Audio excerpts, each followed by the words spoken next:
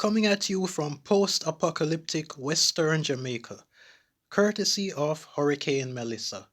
But more on that in other videos. So, years ago, a One Piece content creator by the name of Dritz or Drist made a really long video or videos spanning over 3 or over 6 hours if I recall correctly.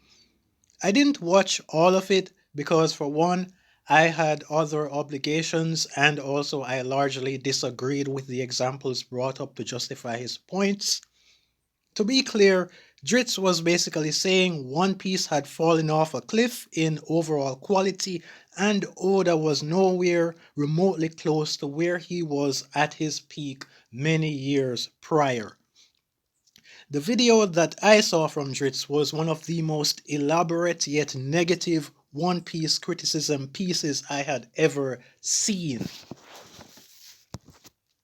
And I was in that section of people that were saying, hey, it's fine to have issues, but if you're going this level of scorched earth, spending hours, drop the series. Because I believed, and still to some extent, that every series is droppable. Do not tie so much of your time and personality into a work of fiction. You can even drop a series and then years later, when it's done, go back and see how it ended. But I also understand why dropping a long series like One Piece would be tough. This is a long setup here, but what I am alluding to is this. Where Dritz was those years ago, whenever, in regards to noticing glaring flaws in One Piece regularly, that is pretty much where I am at today.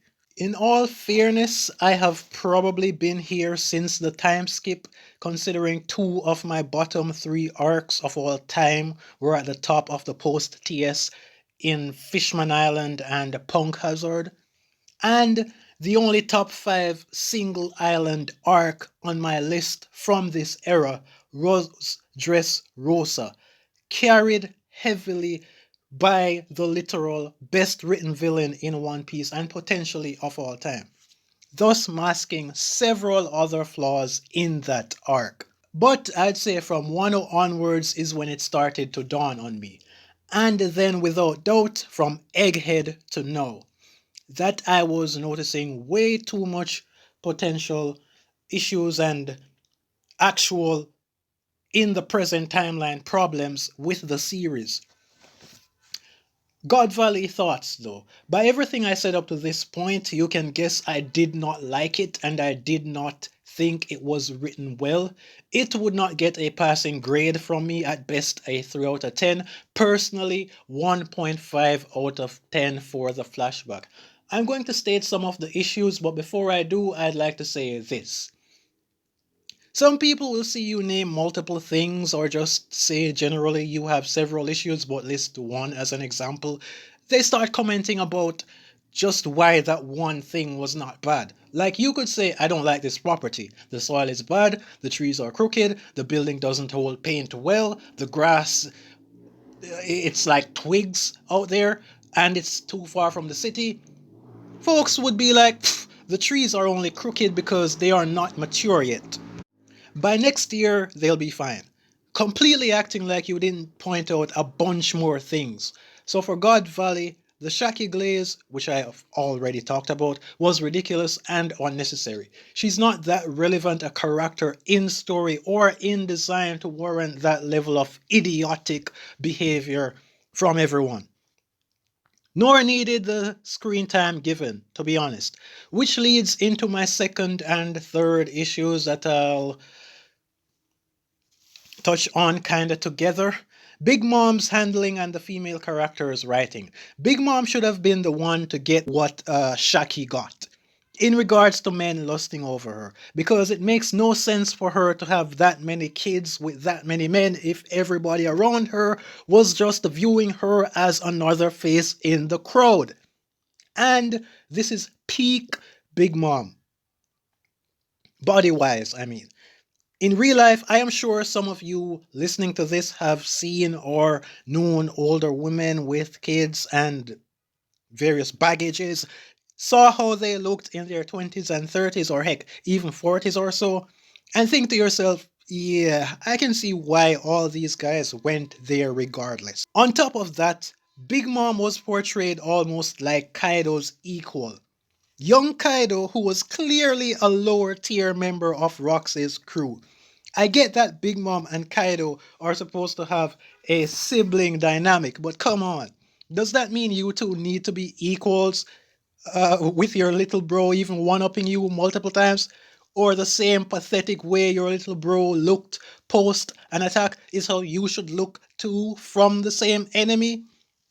Rox attacked Kaido, Big Mom, Whitebeard, Garp, and Roger, and the two that looked like trash was Kaido, understandably, and Big Mom. There was also a pathetic, forgettable portrayal from Gunko, Shanks' mom, Stussy, and Gloriosa. Everyone that had somewhat epic moments were males. Typical Oda, though. Outside of support, the only good, well rounded female in the series, when you look at on screen relevance in battles and other stuff, was Yamato. Over 900 chapters in.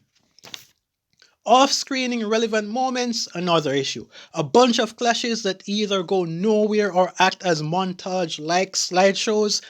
Emo is still an effing silhouette, but with some cringy dialogue for some reason. Bum-ass Saturn, like we asked for him specifically, instead of the other more interesting Gorosei. Rux, being a hacky user with a boring fighting style, I can swing my sword so hard it's like a cannon. Yawn, Garp literally throws cannonballs. Yawn, old Big Mom can swing and do as much or more damage with the same move.